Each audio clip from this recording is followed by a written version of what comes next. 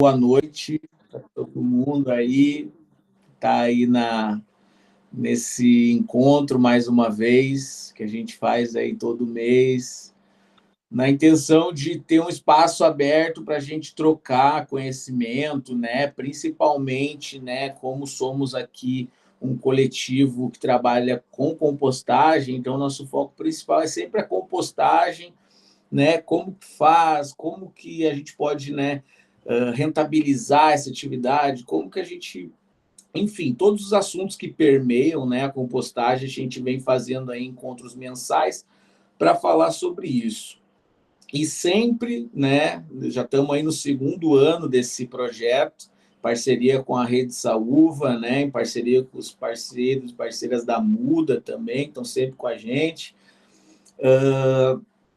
Já estamos no nosso segundo ano e como já é de praxe, né, ano passado a gente fez também, sempre tenta trazer aí, né, pessoas com algum conhecimento que case, né, com esse assunto que a gente aborda aqui mensalmente.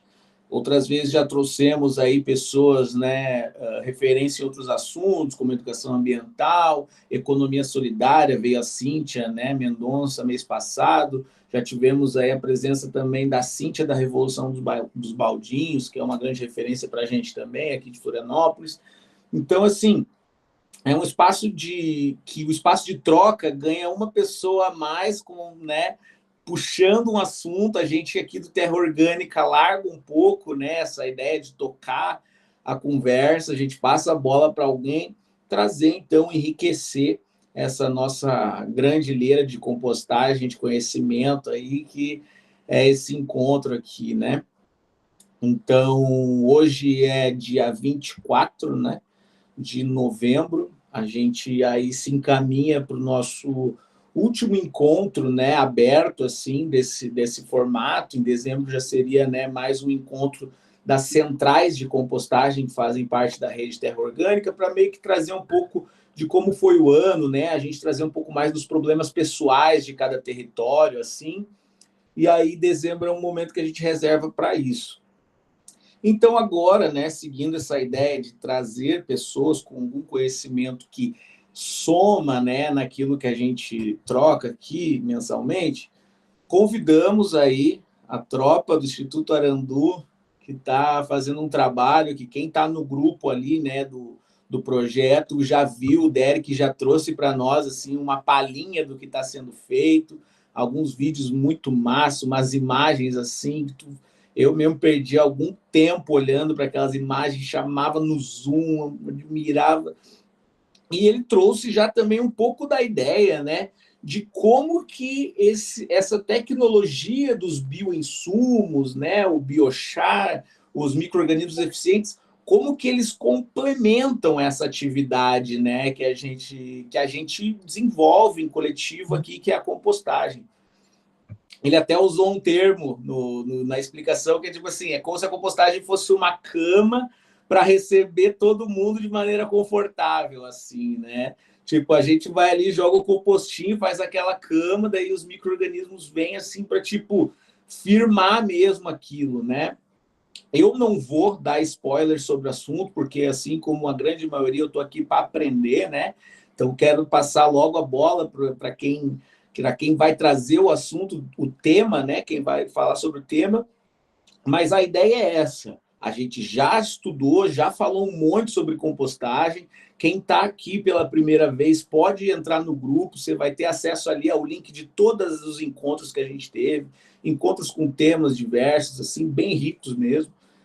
E aí agora a ideia, né, já que a gente falou sobre o ano inteiro sobre compostagem, como é que a gente complementa esse trabalho da compostagem que foi já disseminado, portanto, o assunto. Então, compostagem hoje ela já seria um passo que a gente parte do entendimento onde todo mundo já meio que sabe, mas assim, para quem não sabe, é uma tecnologia de reciclagem de resíduos orgânicos, né, basicamente, assim, de maneira bem esdrúxula, seria isso, assim. Então, partindo disso, já estamos fazendo a compostagem, como que a gente enriquece? Quais são os primeiros passos para realmente trazer uma vida constante para os nossos solos, né?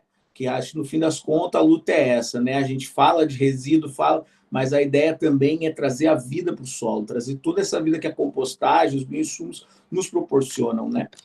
Para a gente também fugir um pouco disso aí que está posto, né? Essa química braba e tudo isso aí.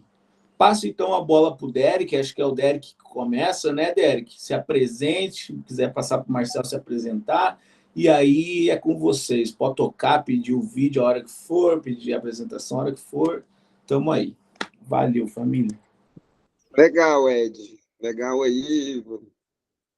Eu ia já entrar agradecendo todo mundo, mas assim, você fez uma finalização aí da nossa apresentação, falando assim de livrar da nossa de toda a química, né? Quando você observa o movimento agroecológico por completo, foi assim que eu também cheguei nesse ponto, porque não é só não ter contato com algum agrotóxico, alguma coisa, né? A gente passa assim pelo uma grande pergunta, né? Que se a gente fosse usar uma analogia, a gente compara igual assim, como a pessoa ser fitness, sei lá, ser travado na musculação sem tomar uma queratina, sem tomar né, de que forma natural que a gente chega num ponto avançado do corpo e da saúde. Porque a gente está falando isso assim, olhando assim também, agora me apresentando, né? Eu sou presidente do Instituto Arandu e também de uma associação fitoterápica, né, que a gente faz aí a produção de medicamentos através de plantas. E para você ver assim, né, numa perspectiva mais avançada, se você tiver assim produzindo 10% de princípio ativo e se você através de boas práticas você produzir 20% de princípio ativo na mesma plantação, você dobra com o mesmo trabalho, né? Então a gente começou assim a olhar assim como que fazer uma planta saudável, né? Já que o ser humano, né, e a planta, né, são ser vivos. Como que fazer isso? Como que chega assim naquelas plantas que os caras usam sal mineral? Como que os caras faz assim aqueles alfaces ficar tão grande? Como que, tá ligado? Se chega por ali, é possível chegar de alguma forma agroecológica em resultados ótimos das plantas?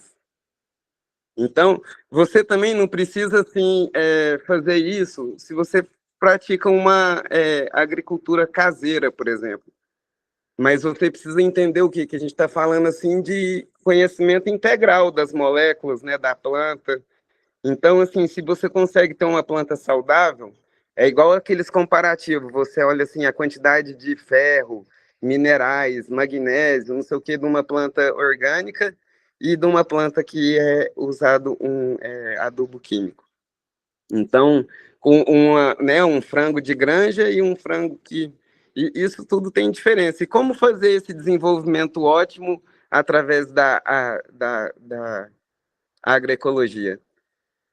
Você vai vendo assim que só colocar, por exemplo, a compostagem, ela vai ficando assim meio limitado, não chega ali naquele padrão. E aí você vai vendo que tem, assim como o nosso estômago, a gente só assimila coisas porque tem bactérias e outras vidas, né?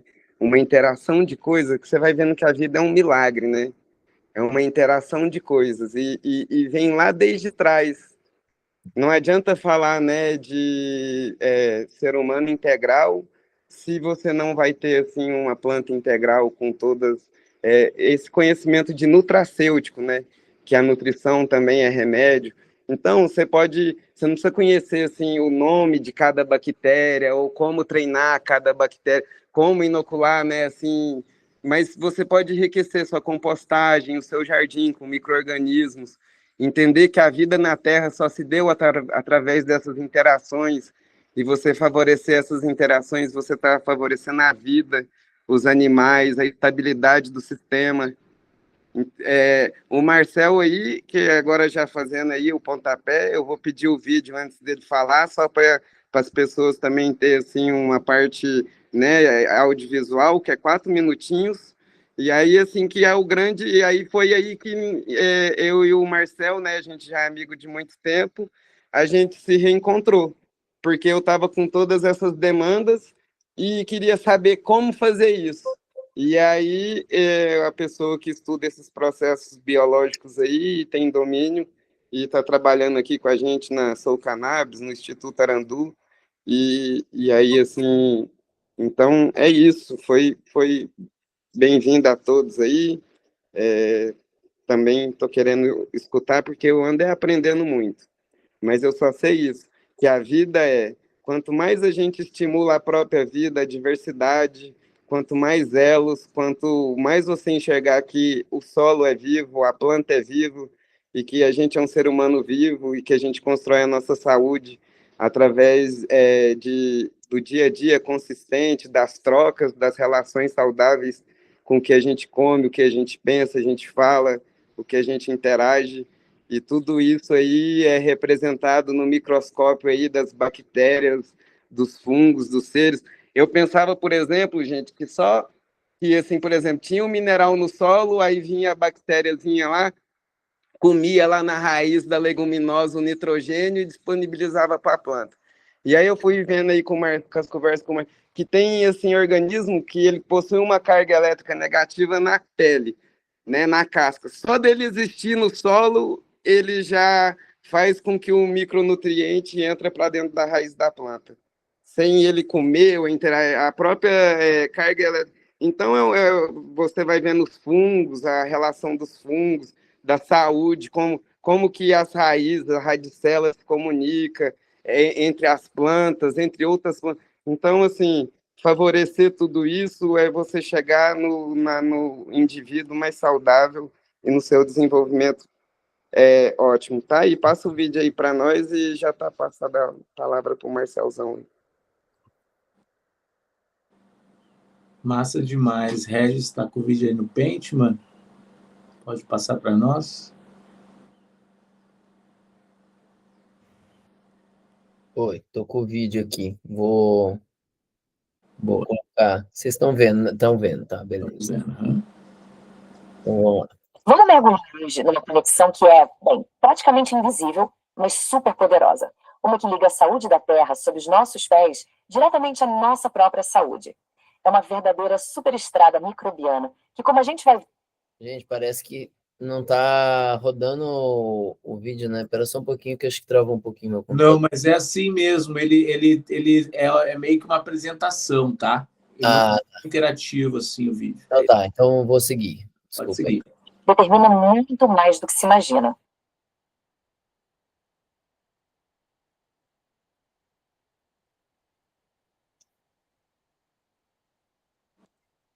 Para mim, parou o áudio aqui. Não sei se foi só para mim. E aqui vai uma ideia que pode... A questão não é só o que... Desculpa, parou o áudio? Volta um pouco, Regis. Uai, será que eu tenho que deixar meu áudio aberto para ele funcionar o áudio? Vou deixar meu áudio aberto, então. Vamos lá. Isso. Nossos pés diretamente à nossa própria saúde. É uma verdadeira superestrada microbiana que, como a gente vai ver, determina muito mais do que se imagina. Já pararam para pensar se a gente está conectado com um planeta de formas que os olhos não veem? A resposta, e é isso que a gente vai desvendar aqui, está numa estrada microscópica que pulsa com vida. E aqui vai uma ideia que pode mudar um pouco a perspectiva. A questão não é só o que a gente come, mas sim o que a nossa comida comeu. É tudo sobre a origem, sobre uma jornada que começa, olha, muito antes do alimento chegar no prato. E essa jornada, claro, tem um nome. É o eixo microbioma solo-planta-intestino humano. Pode parecer complicado, mas pensem nisso como uma autoestrada microbiana invisível. Uma rota direta que conecta a saúde do planeta à nossa saúde pessoal. A base de tudo isso, o solo. Dá para imaginar o microbioma do solo como um banco de sementes microbiano para as plantas. É o ponto de partida para absolutamente tudo que vem depois. Tudo começa ali, na Terra. Ok, então, para entender como essa supervia funciona de verdade, a gente precisa primeiro conhecer os passageiros. Vamos dar uma olhada de perto nos micróbios? E o interessante é que esses micróbios se dividem basicamente em dois grandes grupos. De um lado temos os caseiros, que são os especialistas. Eles são peritos em viver em um único lugar, ou no solo, ou numa planta, ou no intestino. Já do outro lado temos os viajantes, os generalistas. Esses são os aventureiros, sabe? Tem uma flexibilidade incrível para sobreviver à jornada por esses 3 ambientes. E aqui a gente vê esses papéis de forma bem clara. Temos especialistas como o Geobacter no solo e a Akkermansia no nosso intestino, cada um com uma função vital. Mas o foco aqui são os generalistas, os viajantes. Alguns, como o Lactobacillus, são super benéficos. Outros, como a Salmonella, são patógenos bem perigosos que também fazem essa mesma viagem. Vamos chamar esses viajantes de a turma transreino. E como em toda boa história, tem os heróis e os vilões, né? Os heróis probióticos, como o famoso Lactobacillus, que ajuda tanto as plantas quanto o nosso intestino, e, claro, os vilões patogênicos, como a Salmonella e o Clostridium difficile, que podem causar doenças sérias ao longo do caminho. Certo. Então, como é que esses micróbios interagem entre si? Quais são, digamos, as regras do jogo ao longo dessa supervia? Um dos mecanismos mais fascinantes de todos é a transferência horizontal de genes. Basicamente, é um processo onde os micróbios podem literalmente trocar material genético entre si. É como se eles estivessem passando superpoderes uns para os outros. E essa troca de superpoderes pode ser bem perigosa. Olha só essa rota da resistência a antibióticos. Começa com genes de resistência entrando no solo. Daí, as bactérias do solo os absorvem. Essas bactérias viajam através das plantas e chegam até o nosso intestino, onde elas podem passar esses mesmos genes de resistência para os micróbios que já vivem lá, incluindo os patógenos. É um efeito dominó.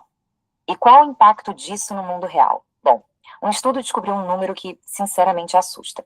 27% dos micróbios transmitidos de ambientes de fazendas para o intestino humano carregavam pelo menos um gene de resistência a antibióticos. 27%. É um número que realmente faz a gente parar para pensar sobre essa conexão.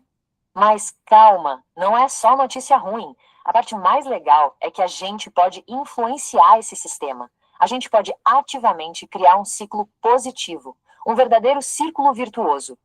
O ponto fundamental é esse. A gente pode transformar essa conexão que parece um risco em um tremendo benefício. As nossas ações, nesse caso, importam, e muito. Como se começa esse círculo virtuoso? Através de práticas que melhoram a saúde do solo. Coisas como usar composto orgânico, praticar a rotação e a diversificação de culturas, plantar culturas de cobertura e apoiar a restauração ecológica. São passos bem concretos. O primeiro passo, o primeiro resultado, é um solo mais saudável. E um solo com mais biodiversidade microbiana significa, na prática, um lugar com menos patógenos e menos genes de resistência a antibióticos. Agora, o segundo elo da corrente.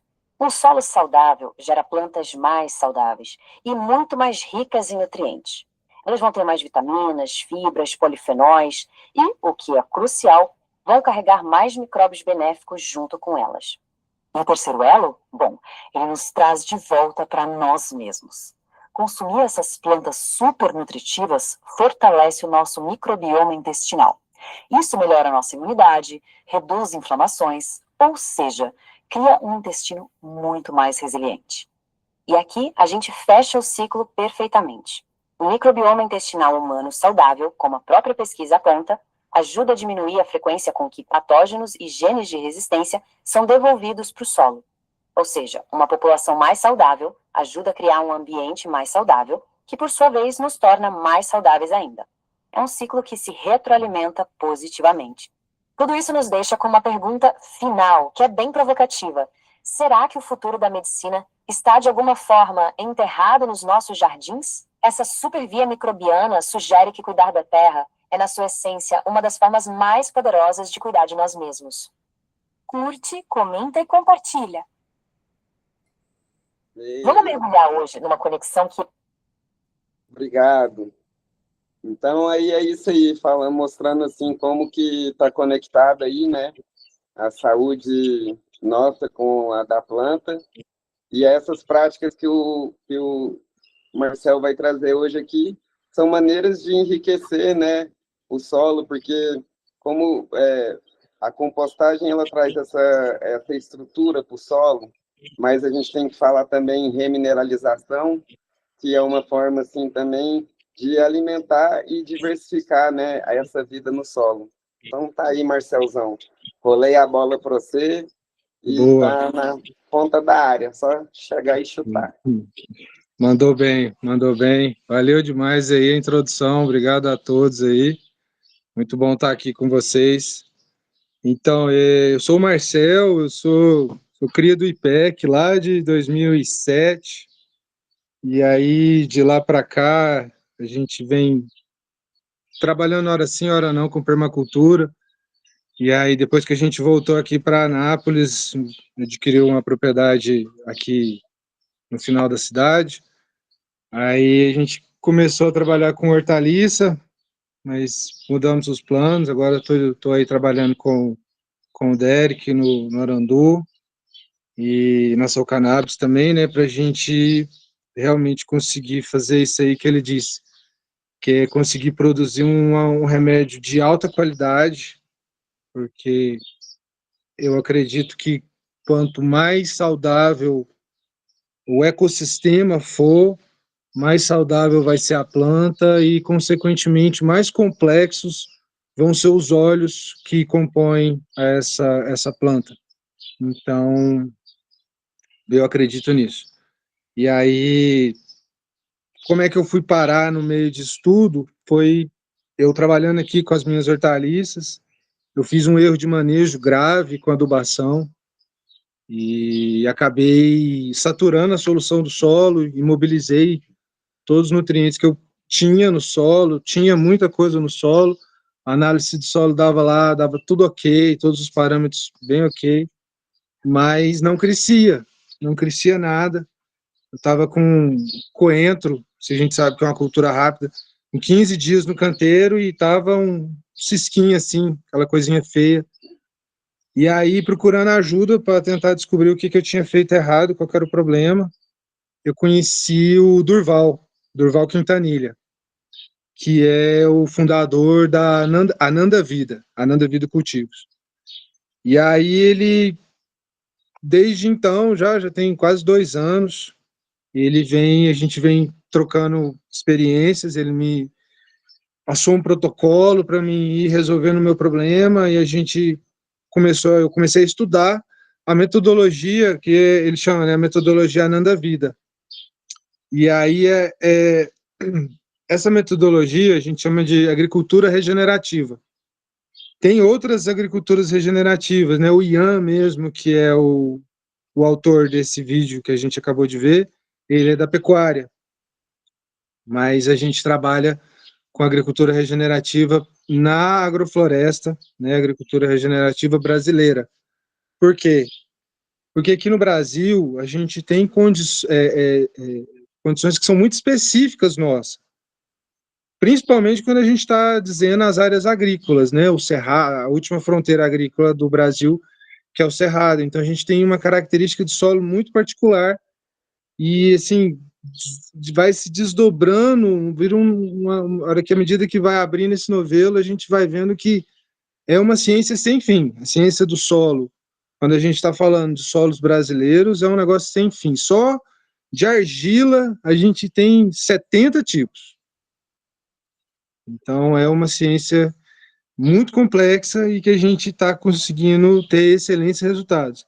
E é baseado num tripé, que é biochar, pó de rocha e micro-organismos eficientes, né? Os micro-organismos.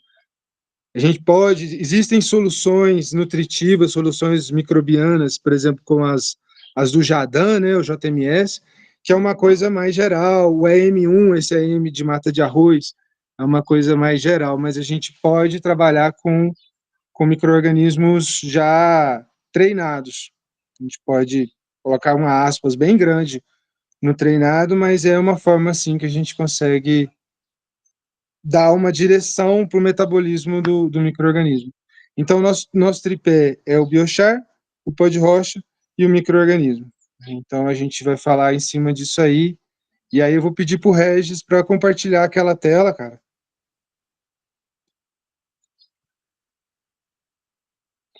Porque é o seguinte, para a gente mostrar a importância do micro-organismo na história geológica do planeta, né? Então a gente volta aí bem no início da história geológica nossa. que é o grande evento oxigenador, né? Nós estamos voltando aí, depois pedir para o Regis passar para frente, nós estamos voltando aí, ó, 2 bilhões e meio de anos. Isso, valeu, mano. Então a gente tinha uma Terra primitiva que era completamente diferente do que a gente tem hoje, né? A gente tinha a atmosfera rica em metano e rica em dióxido de carbono, o CO2, né? Que são dois gases com bastante efeito estufa. Então a gente tinha uma atmosfera que tinha variações de temperatura muito grande e era basicamente um caldo nutritivo com rocha. Era só o que a gente tinha.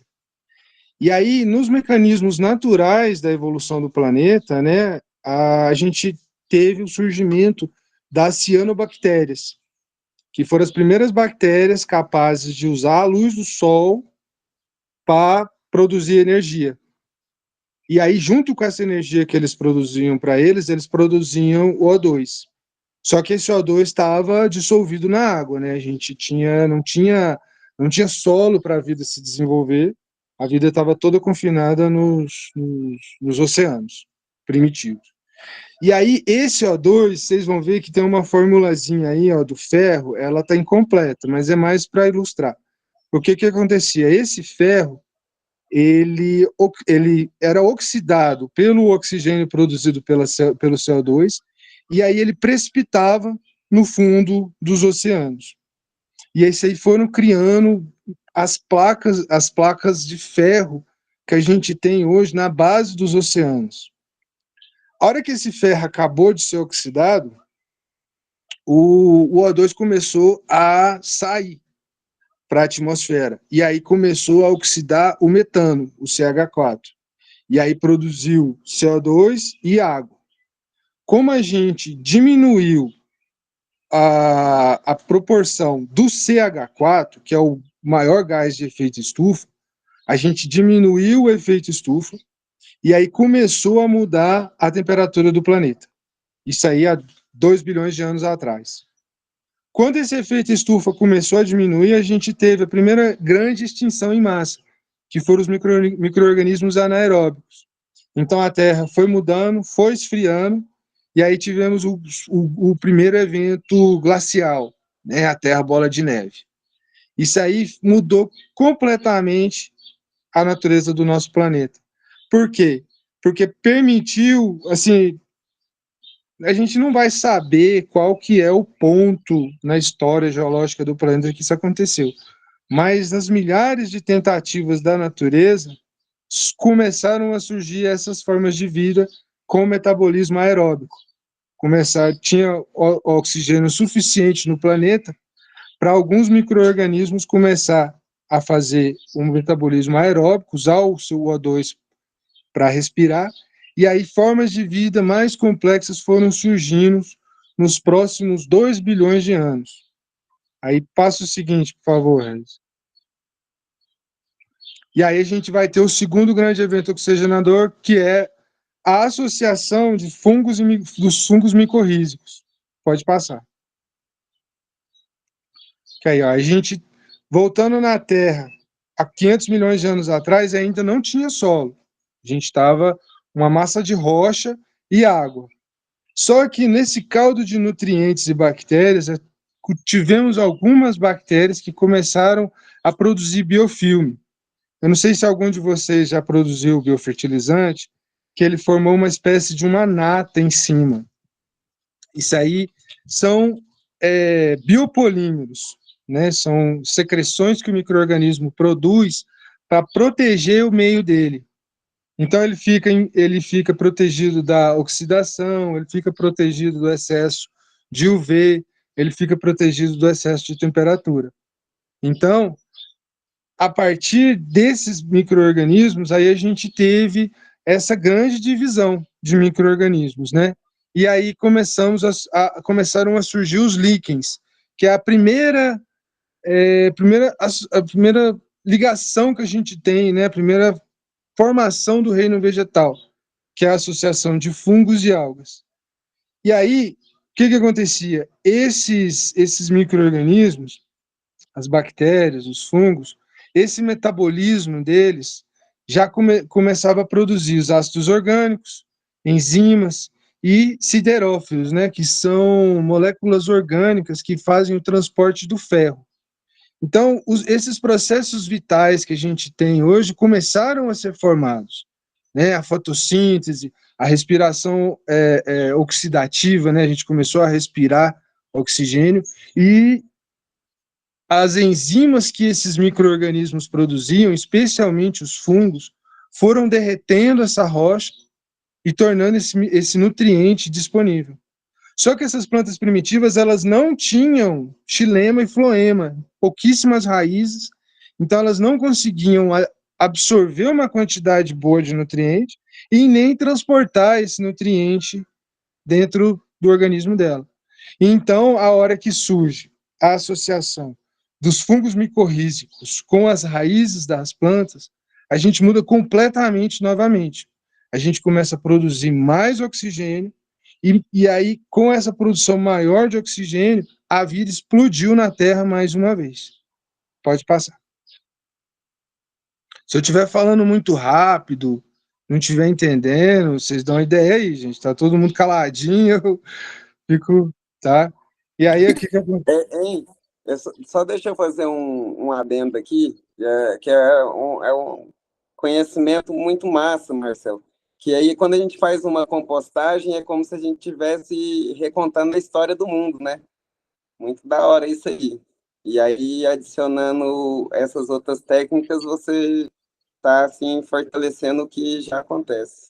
Então, tá É bom. isso aí. Essa Muito bom. comparação. Valeu, valeu.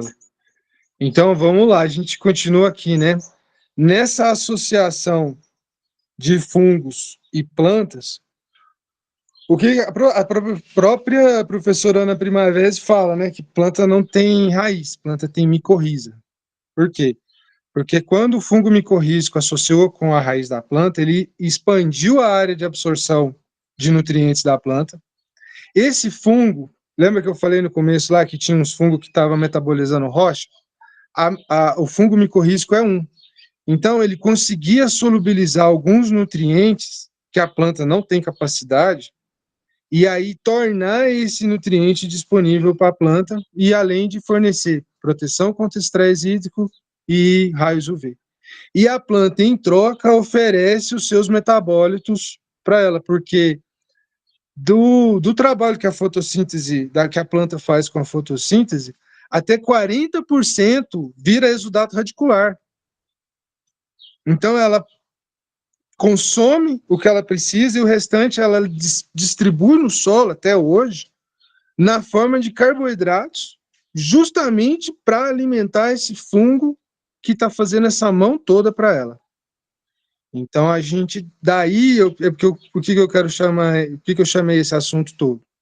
Porque se eu for para me escolher, qual micro-organismo promotor de crescimento que você me corrija, sabe? Inoculante comercial, inoculante acho que é o professor Sebastião que tem um inoculante meio caseirão ali de micorriza.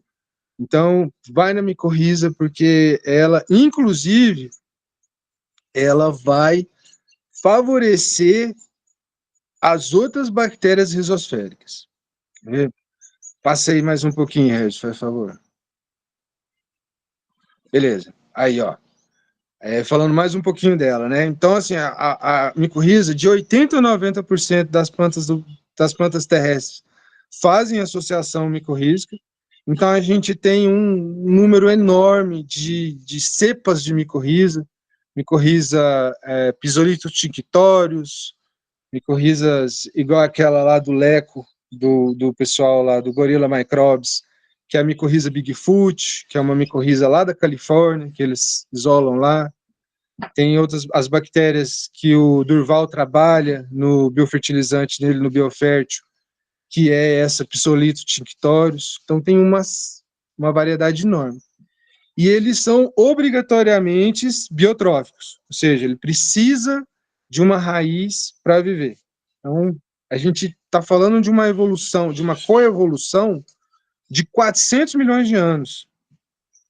Então, fazer essa conexão, trazer essas variedades de micro-organismos para o cultivo, seja cultivo em solo nativo, seja cultivo em substrato, no-till, enfim, trazer as micorrizas para o seu cultivo vai só melhorar.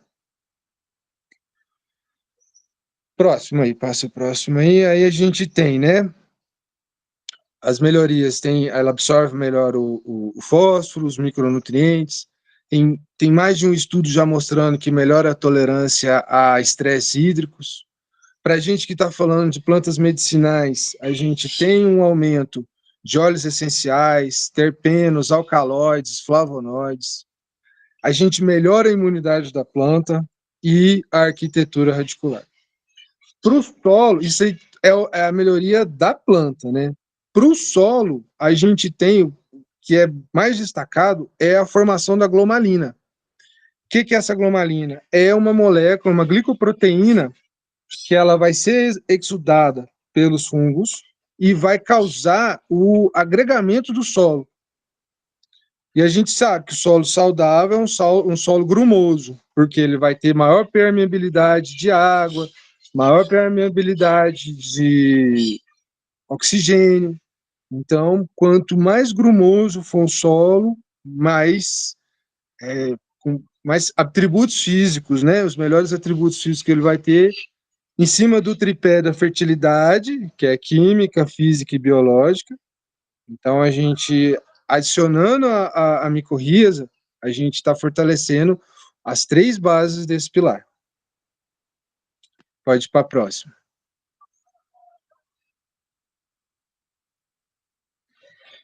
E aí aqui eu trouxe, além da micorriza, né?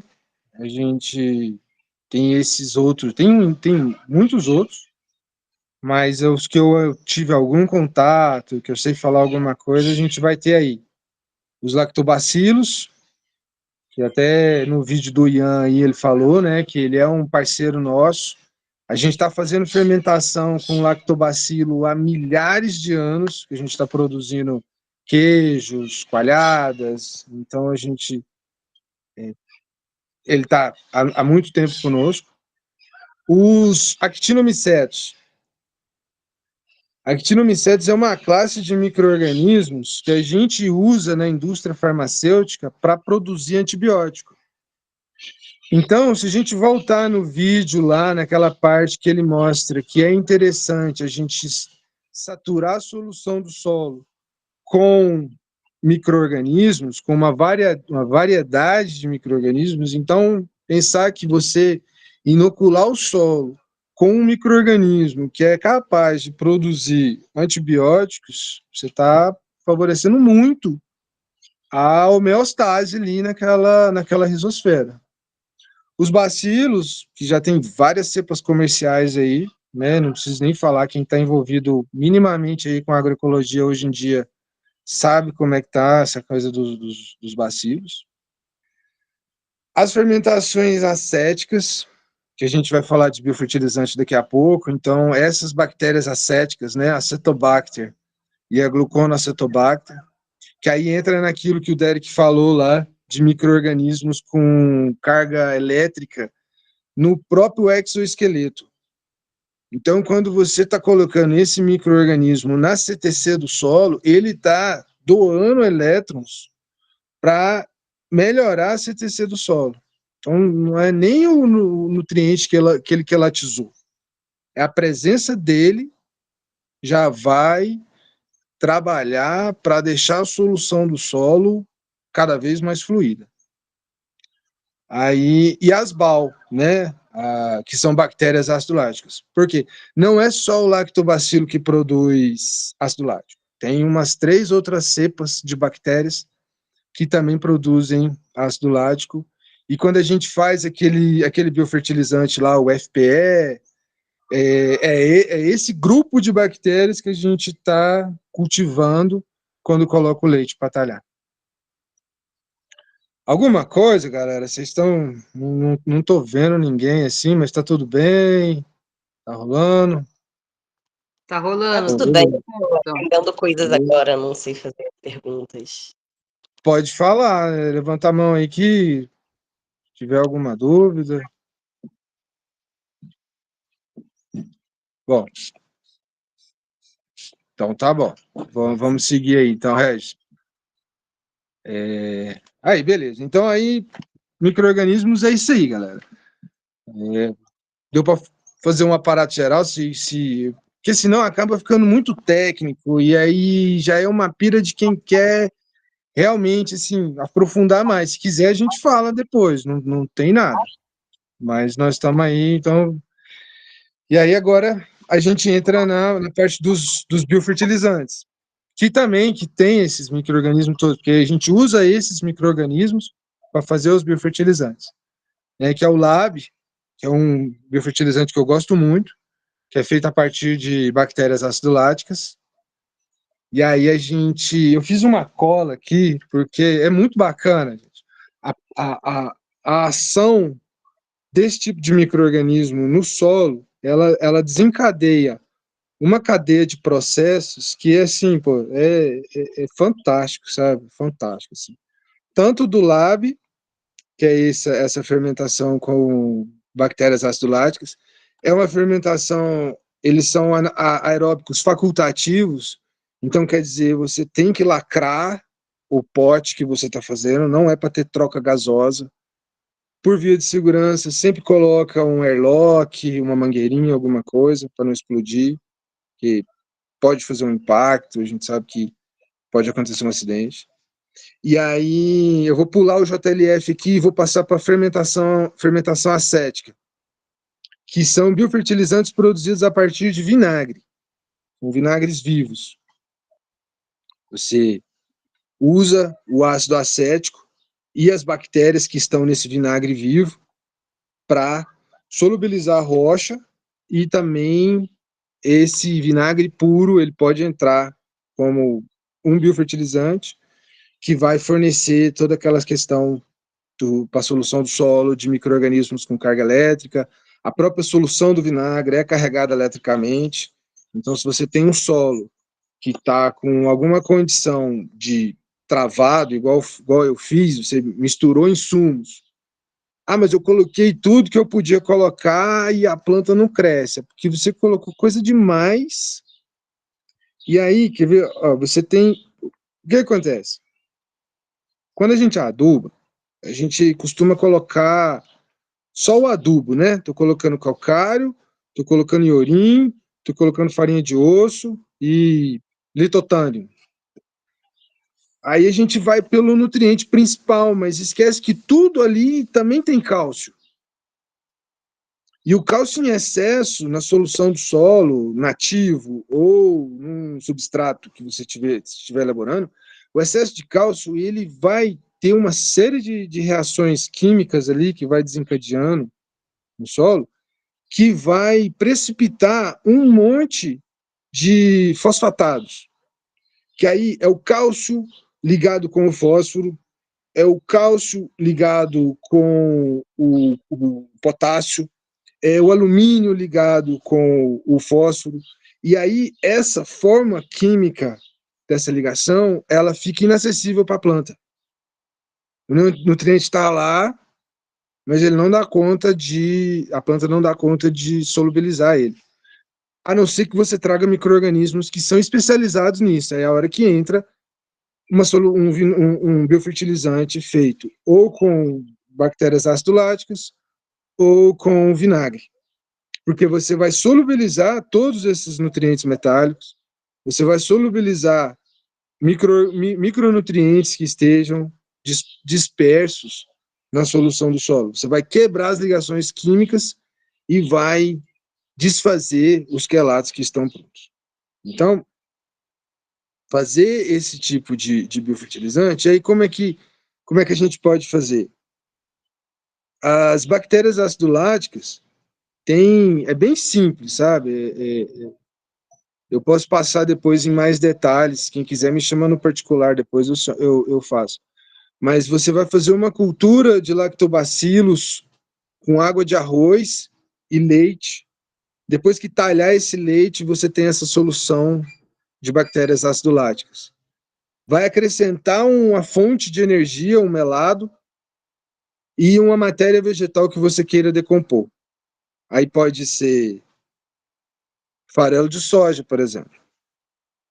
Se você colocar as bactérias ácido-láticas, energia, que é o melado ou um açúcar cristal, alguma coisa assim, e o farelo de soja, ele vai ser degradado pelo lactobacilo, e aquele aminoácido dele, quando ele for para a solução do solo, ele vai ser entendido como nitrogênio, ele vai ser assimilado como nitrogênio.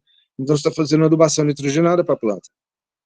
Está fugindo daquela de usar esterco, porque a gente sabe que o uso de esterco, por mais que tenha ainda na recomendação na agricultura orgânica, a gente deve evitar o uso de esterco. Tem fontes muito mais interessantes de nitrogênio do que o esterco de galinha ou o esterco de gado, enfim, esterco que for. Bom, o que mais? O Jadam, o JLF, né, que é o fertilizante líquido do Jadam. Também a gente usa micro-organismos, só que aí ele usa micro-organismos nativos, que é da serrapilheira, água, serrapilheira e algum material vegetal. Plantas espontâneas vigorosas. Por exemplo, a trapoeraba, o caruru, o picão. Você usa essa matéria vegetal, os micro-organismos que estão presentes na serrapilheira, para decompor essa matéria orgânica e vai usar esse biofertilizante e disponibilizar para as plantas. Só uma dúvida. Não sei, eu entrei um pouquinho atrasadinha, não sei se vai deixar dúvida para depois ou se eu já pergunto. Pode falar. Nesse caso, assim, de usar trapoeraba, você vai usar ela material verde? Sim. Material Você vai usar. verde. O JLF, ele é um biofertilizante, o cheiro dele não é bom. Porque você está degradando proteína. E a forma que você está degradando essa proteína geralmente vai gerar gases com algum enxofre. Então tem esse cheiro mais forte. Mas é um adubo que já está consolidado no KNF há não sei nem quanto tempo. Depois procura. Na verdade, ele é do Jadam. O Jadam vem do KNF. Aí vocês procurem lá, Jadam, com M no final, ou KNF, que é a Agricultura Natural Coreana. E uma pergunta, Marcel, tu bate tudo no liquidificador, o que que tu faz, assim, só deixa ela junto dentro da água, como é que é o modo de preparo? Explica um pouquinho melhor. Do JLF, por exemplo, galão de 200 litros, enche até a metade de material vegetal fresco, as plantas mais vigorosas que você tiver ali, as espontâneas, né, para dar um termo. E aí coloca ali 1/4 dessa metade que ficou, 1/4 de serrapilheira bem colonizada. Quando ela está bem branca, bem agregada, aqueles agregados de matéria orgânica com as hifas brancas, assim, aqueles fungos saprófitos. E aí completa com água e tampa. Uma vez por dia você vai lá e vai dar uma mexida para não ficar bolsa de ar dentro daquela matéria orgânica lá do fundo. Tem que misturar tudo. E aí deixa, a partir de uns 30 dias você já pode usar. E aí a diluição é super importante. Não excede a minha experiência própria. Não excede 2 ml por litro. É bem pouquinho. Quanto mais forte for o JLF, mais cauteloso você tem que ser com ele. Porque o que acontece? Se não tiver um mínimo de matriz sólida, mineral, quer dizer, no solo, a fermentação do JLF, ela pode travar a solução do solo. Então, primeiro ele tem que entrar como um bioestimulante, a gente, de preferência, ter uma rochagem, porque aí esse micro-organismo e essa matéria orgânica, na forma que ela vai degradada, ela reage de uma forma muito melhor do que um solo, por exemplo, que você está chegando agora, não tem o histórico desse solo. Então, se você entra com uma solução de JLF forte, você dá um tiraço no pé. Mas fora isso, ele é muito bom. Faz ele de fruta, ele agora é época de manga. JLF de fruta é muito bom para floração, hein?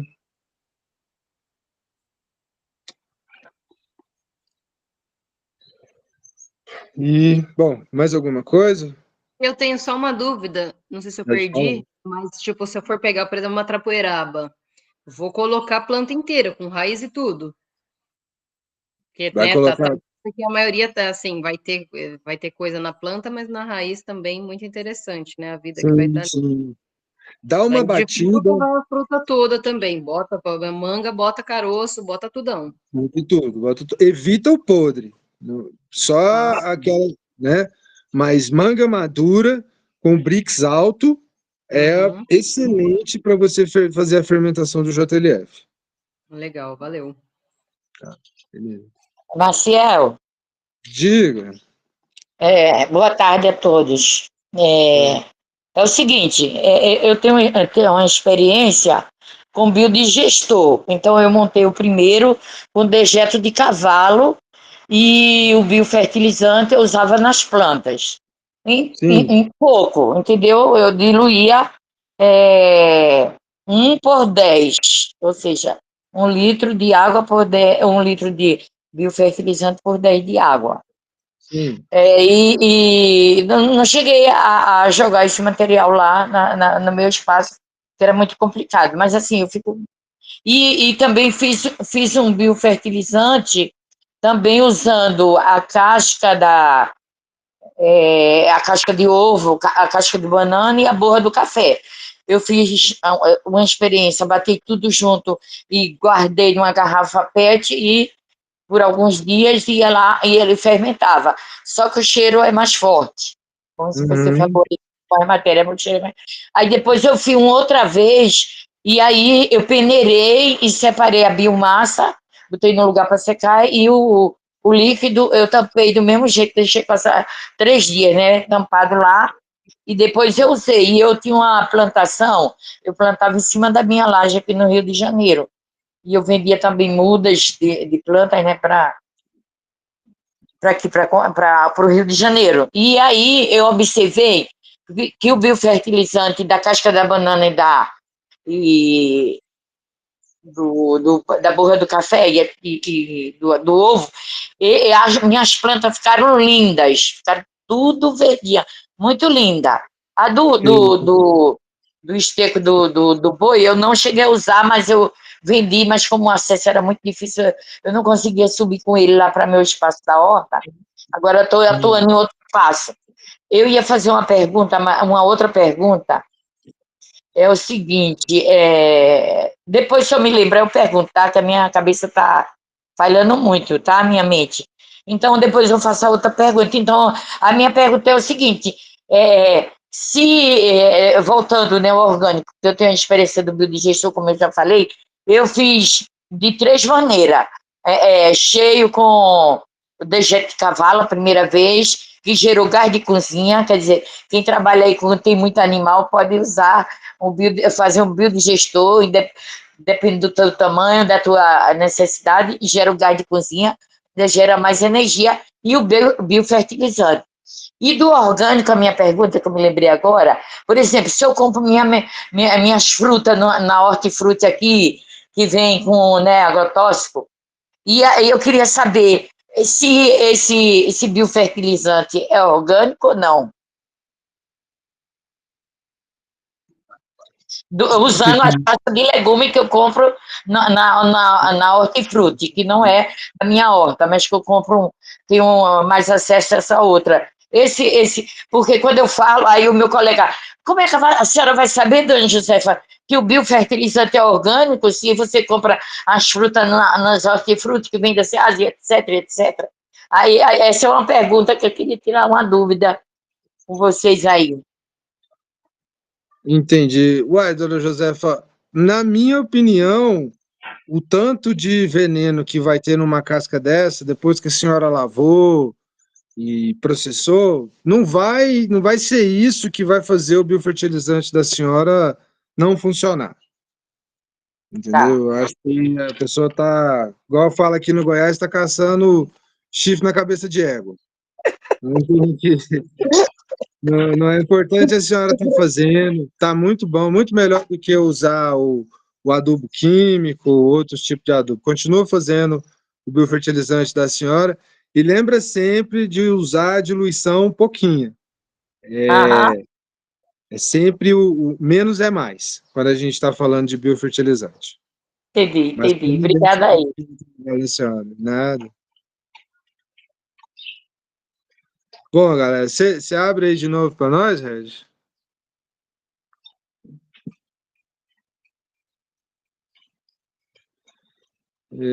Bom, e é isso aí.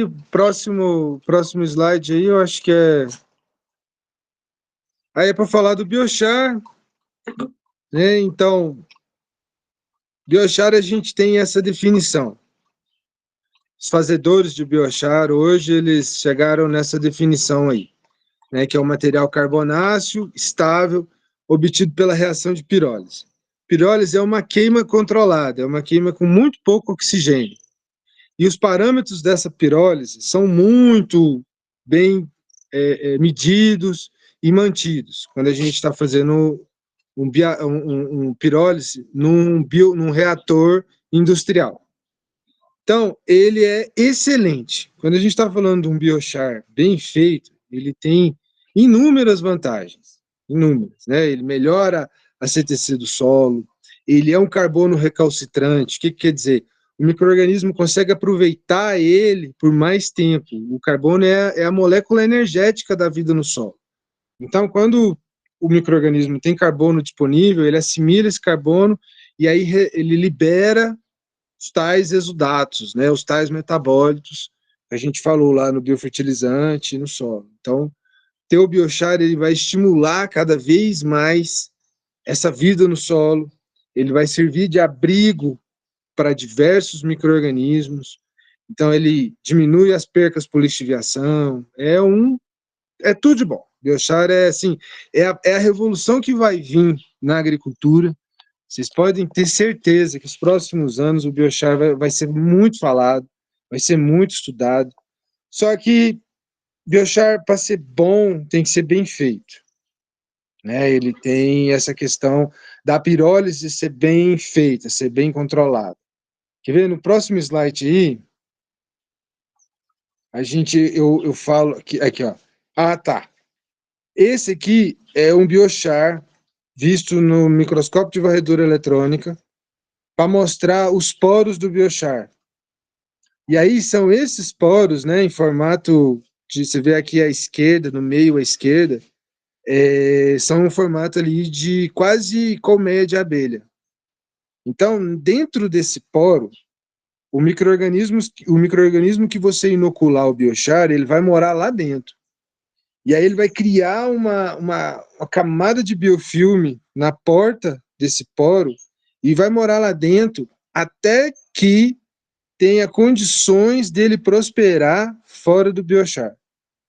Então você inocula o biochar, o micro-organismo vai morar lá dentro, e quando ele vê que tem condição de prosperar, ele sai dessa casinha, ele desfaz o biofilme e vai morar lá. Porém, aquilo que eu estava falando, o biochar ele tem que ser bem feito, porque senão, passa o próximo slide, por favor. O biochar caseiro que a gente tem é feito com tonéis de metal, o tonel menor de dentro, os gases que saem do tonel menor vão alimentar a chama do tonel maior para que haja pirólise dentro desse tonel. Só que, geralmente, a gente não atinge as temperaturas ideais de pirólise completa. Então, ele, ao invés de ser o benefício que ele que está no outro slide aí, melhora os atributos físicos, químicos e biológicos do solo, ele vai atrasar tudo. Então, quando a gente está falando de biochar, ou é um biochar produzido em reatores, em reatores de pirólise, ou então a gente opta pelo pó de carvoaria. que é um rejeito. Em muitos locais, você acaba ganhando. Agora nem tanto, porque o pessoal do Hortifruti descobriu, e aí eles estão usando esse pó de carvão de uma forma eles ativam esse biochar e usam na produção agrícola, em cultivo protegido. Então, é muito mais ecológico, se a gente for pela vertente da agroecologia, é muito mais ecológico você providenciar um pó de carvoaria do que entrar numa de fazer um reator de biochar, porque eu quero ter o meu biochar, porque ele tem uma superfície porosa maior, porque eu uso esse ou aquele ingrediente, porque tem casca de arroz e vai fornecer sílica. Mas você está queimando carbono, você está emitindo gases de aquecimento e corre o risco de não ter um material de qualidade. Já o da carvoaria pode ter um contaminante ou outro, mas à medida que você vai pegando a prática de mexer com ele, vê que ele está um pouco sujo, dá uma lavada e aquece, é a melhor opção para a gente adicionar carbono no solo, né? E aí não adianta nada só pegar o carvão e colocar lá no canteiro, porque ele vai precisar carregar primeiro, que é o próximo slide aí você vai ver. O biochar cru ou o carvão em pó cru, ele vai primeiro, se você colocar ele direto no solo, ele vai primeiro tomar o nutriente do solo para carregar a estrutura dele, para depois isso ficar disponível para a planta. Então você perde aí 5 anos de um dos maiores ativos que é uma propriedade rural, que é o solo, porque você só colocou carvão. Você tem que ativar esse carvão primeiro. E aí as formas de ativar esse carvão, a gente tem aí, ó, pessoal da compostagem, adicione carvão na pilha de compostagem, porque aí o pó de carvão, né? Esse pó de carvão, ele vai enriquecer a pilha de compostagem com quase os mesmos atributos do biochar. Vai ter mais carbono lábil, vai ter abrigo para os micro-organismos, vai melhorar a CTC do solo. Ou então, você pode pegar o carvão em pó, fazer um lab, né, igual a gente falou lá, um fermentado com bactérias ácido-láticas, ou qualquer outro tipo de biofertilizante, aí fica à vontade, tem milhares de receitas, vários tipos de biofertilizante. Fala, mano. Pode ser o próprio percolado que sai da compostagem, aquela compostagenzinha caseira, por exemplo, o minhocário, que fica ali, aquele torneirinha, a pessoa tira ali, Excelente. ou no nosso caso ali, que agora a gente impermeabilizou as leiras, né, que a gente tem de compostagem. Tem um biofertilizante, tem um volume grande de biofertilizante ali agora, né? Então, Ótimo. dá para fazer uma mistura ali com carvão e usar? Exatamente, isso aí. Enche a bombona de plástico, de carvão, de pó de carvão, satura isso com esse chorume, e aí deixa fermentar. Ele vai se fermentar ali até uns 180 dias, você pode deixar aquilo ali fermentando. Depois desse tempo, abre, seca o biochar e aplica. Seca o biochar seria retira o líquido, espalha ele para ele secar, ou não entendi? Você pode usar aquelas banheiras de criança, piscina de criança, aquelas piscinas infláveis. Deixa ele secar mesmo. Aí vai espalhar ele, porque aí nesse período todo, todos os poros do carvão já vão estar ocupados de micro-organismos, e esses micro-organismos já vão ter quelatizado os nutrientes que vieram do chorume. Então você está dando um chorume estabilizado com abrigo para micro-organismos. Melhor ainda, Regis, se você puder colocar um pouquinho ali, igual a gente fala assim, ó, só um queijinho na lasanha de pó de rocha agrícola. E aí pode ser basalto, pode ser micaxisto, pode ser, se você tiver muito bichão mesmo, pode ser um azomite. entendeu? Só vai enchendo a bombona de plástico em camadas, e aí você coloca um pouquinho de pó de rocha. Mais uma camada, um pouquinho de pó de rocha. Meu, vai transformar a fermentação. Boa.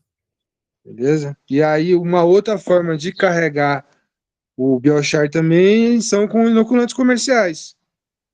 Faz o inoculante, multiplica ele aí com uma fonte de carbono bacana, e aí, mesma coisa. Enche um recipiente de plástico de carvão, de pó de carvão, satura, deixa fermentar ali no mínimo uns 90 dias, e aí depois vai secar esse biochar e aplicar. E, pô, é isso aí, galera. Sim, dava para falar um tanto ainda, mas aí fica meio cansativo. E, enfim, aberta, tiver alguma dúvida, quiser trocar uma ideia. Pô, Marcel, eu queria agradecer, assim, realmente é um conhecimento muito profundo, né? A gente percebe, assim, que o nível de complexidade, ele, ele vai do que parece um simples ali, né? Um biofertilizante, tá? Dilui e aplica, mas ele vai se complexificando, né? E vai ganhando uma dimensão assim muito interessante, como esse ponto aí do biochar, né? Que é algo,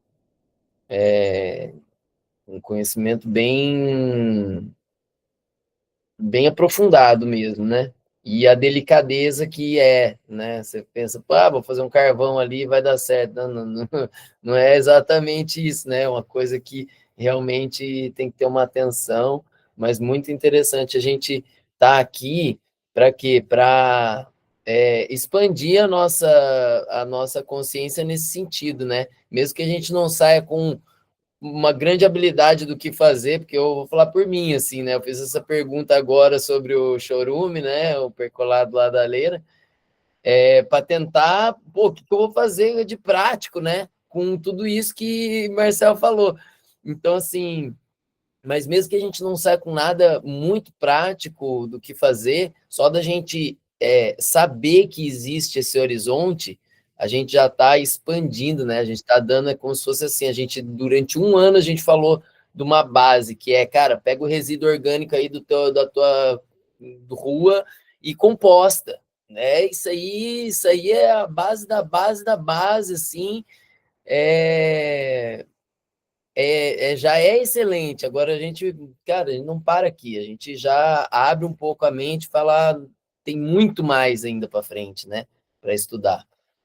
Então, obrigado aí Muita por coisa, mano. expandir os É uma, horizontes. é uma ciência sem fim, assim, eu sou muito apaixonado pelo que eu faço.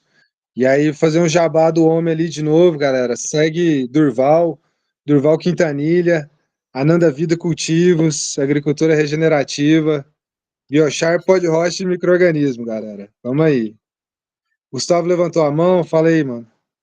Legal, massa, Marcel. Eu tô aqui, ó, em nome do Regis, do Regis não, do Edson, vou passar uma pergunta que ele mandou, eu lancei ela ali nas mensagens, tá? Vou ler ela aqui. Ele fala assim, muito massa, Marcel, baita aula. Na próxima semana estaremos no SEM, lá na Serra do Misericórdia, né, fazendo uma atividade de caça de micro-organismos com armadilha de bambu e arroz empanado sem sal. A ideia é enriquecer a compostagem que está sendo feita lá com essa bomba de micro-organismo. Consegue dizer para nós quais os principais micro-organismos que encontramos nesse tipo de prática e como combiná-los da melhor forma possível com o composto?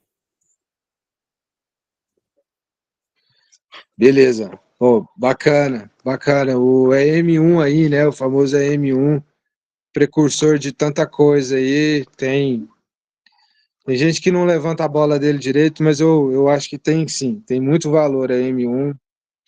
E o que acontece? Quando você faz um tipo de coleta desse, você está abrindo um leque muito grande. Só a questão da cor, não dá para separar tão bem o que você está pegando. Porque o que acontece? Às vezes, dependendo do jeito que você tira o arroz da panela, você está levando micro-organismo da sua cozinha para a floresta e deixa ele crescer lá na floresta e traz de volta para a cozinha. Entendeu? Então, assim, aí ele é um substrato muito fértil. Mas o que eu quero dizer com isso? O que vier tá bacana. O que a gente conseguir enriquecer, e aí lembrando desse ponto, né, de manipular o arroz o mínimo possível fora do ambiente natural, para a gente justamente já não pré-inocular ele. Então, e aí o que vier, galera, o que vier, tanto o micro-organismo em si, quanto o metabólito que vai surgir da fermentação dele com açúcar, é muito bom. Esse metabólito já vai também estimular a biologia natural do composto. Então, assim, eu não posso dizer não sei se a pergunta foi bem essa, se vai ter um específico para esse ou para aquele. Porque a intenção da M1 é pegar o que tiver. Mas quanto mais, continua naquela regra, quanto mais colorido, melhor. Arroz papa, pega um tipo de micro-organismo, na minha opinião, pega um tipo de micro-organismo. O arroz bem soltinho pega outro tipo de micro-organismo. Então, pode fazer os dois tipos, né? Porque o pessoal do KNF prega um arroz soltinho. Já o pessoal do AM1, do nosso mais tradicional, já é um arroz mais empapado. E realmente você vai encontrar micro-organismos diferentes, dependendo da forma da isca. Mas, de toda forma, mano, é sucesso.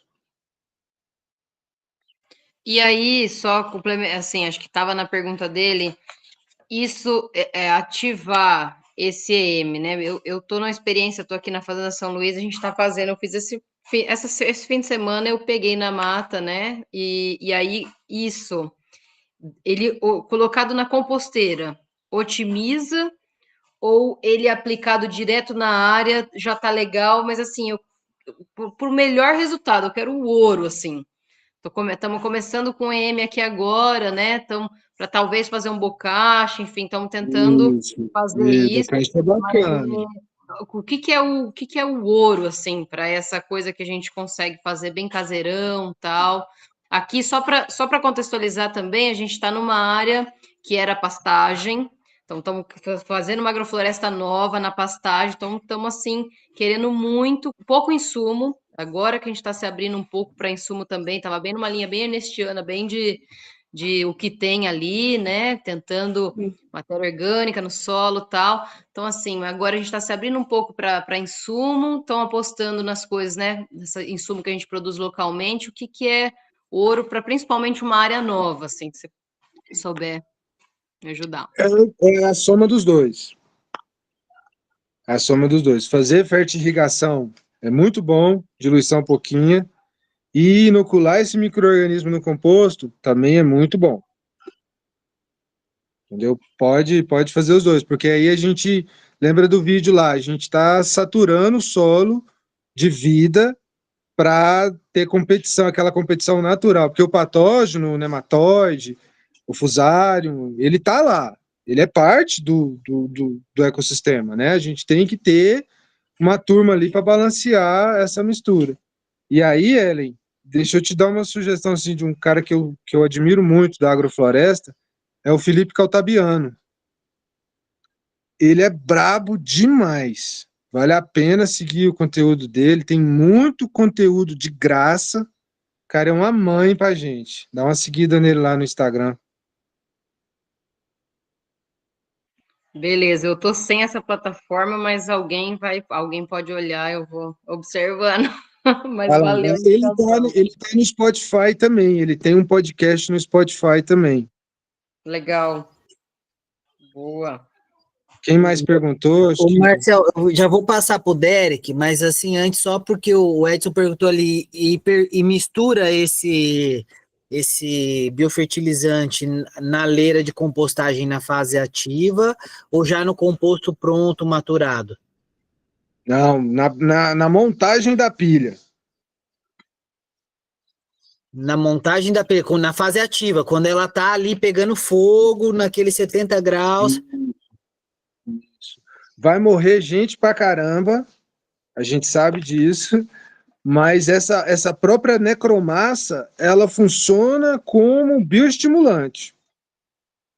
Então, na montagem da leira, coloca a maior quantidade possível de micro-organismos e deixa o pau torar. Legal. Derek, vai lá, fica à vontade.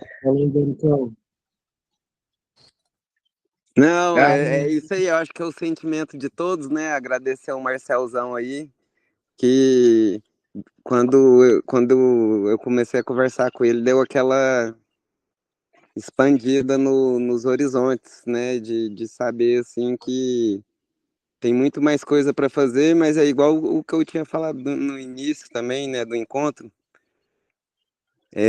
Tem níveis, né, de complexidade, tá, mas o que fizer na prática, né, igual a história da irmã que composta do hortifruti, ou do Regis que vai pegar ali o percolado da composteira e biofertilizar.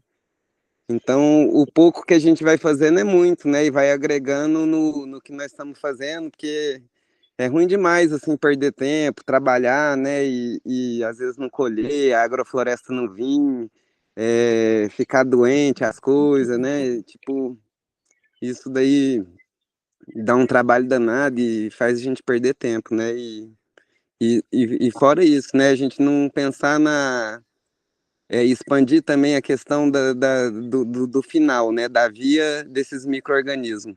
Então, não é só não comer veneno, né, nós estamos falando assim, comer vida e também assim, com essa vida no solo produz elementos, minerais, vitaminas. A gente não precisa estar comprando aqueles polivitamínicos, tudo, porque só de ter, né, um vegetal saudável que produz tudo isso.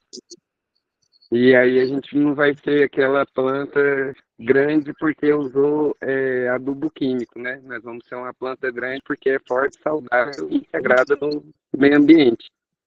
É isso aí. Aí estou aqui no escritório do Marcel, a gente fala muito em teoria, também eu vou compartilhar só um pouquinho da prática.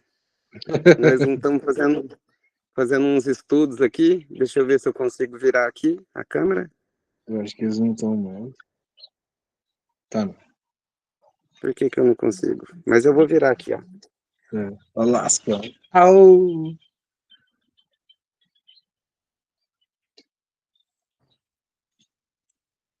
Timalia.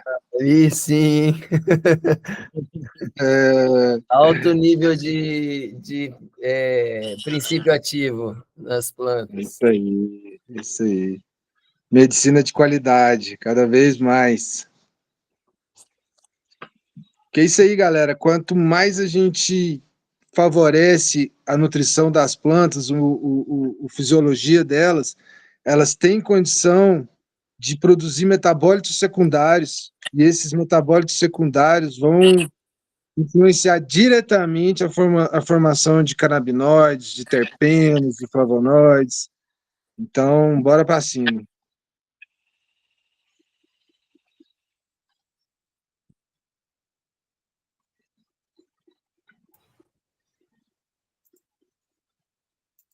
Boa, Derek. Obrigado aí. Marcel, obrigado também. Nossa, coisa linda. Tamo junto.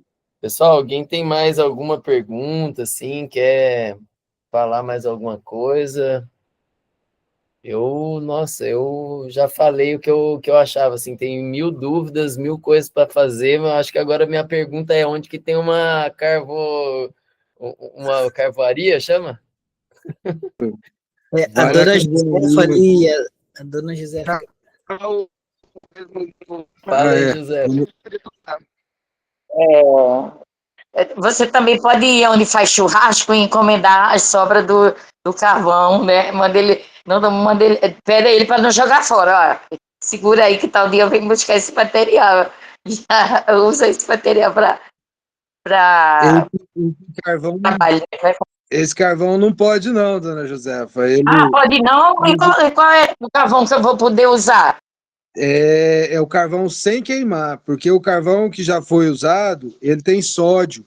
Não é esse que eu estou falando, é a sobra do saco do carvão que nós usamos para assar churrasco. Não é aquele que usou lá, não, queimou a carne, não. É aquela sobra, fica aqueles pozinhos. E não dá para ser usado. É isso que eu estou falando. Esse mesmo, pode pedir para Sugerindo.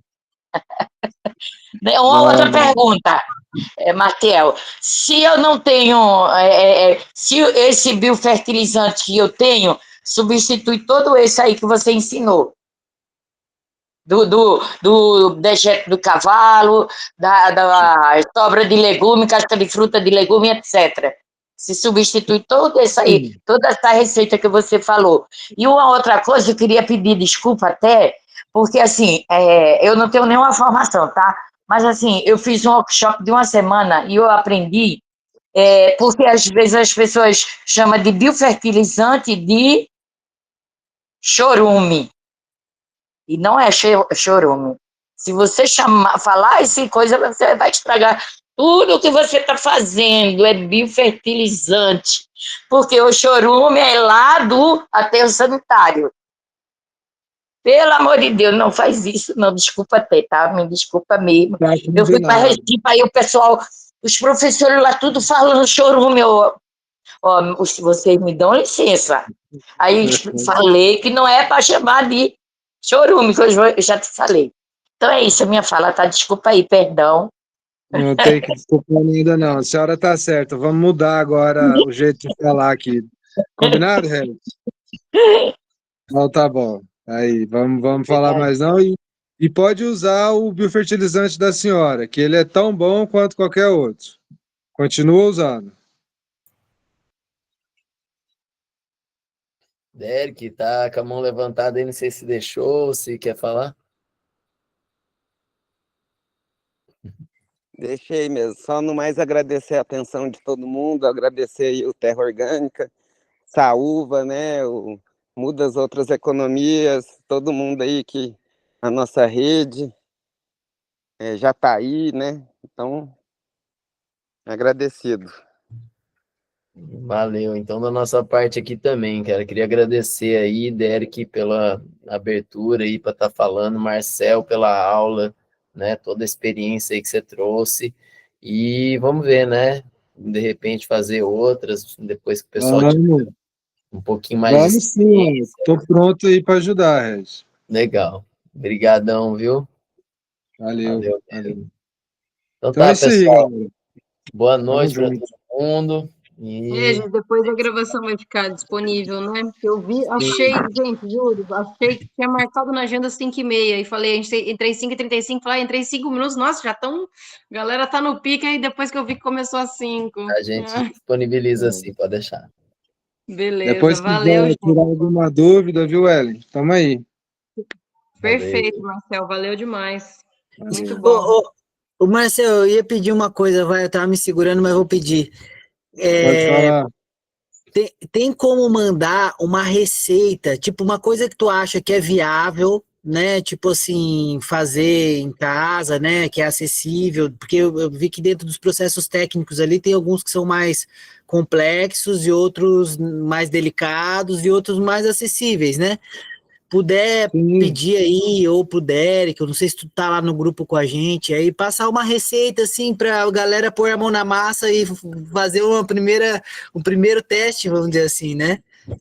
Deixa comigo, mando sim. Massa. Beleza. Valeu. Eu tenho uma prova hoje, vou sair daqui, vou fazer uma prova, mas aí eu faço bem detalhadinho, processo bem detalhadinho, e mando pro Derek, aí ele disponibiliza para geral. Valeu, Marcelo. Tamo junto. Obrigado pela oportunidade, viu? Valeu. Tchau, pessoal. Boa noite.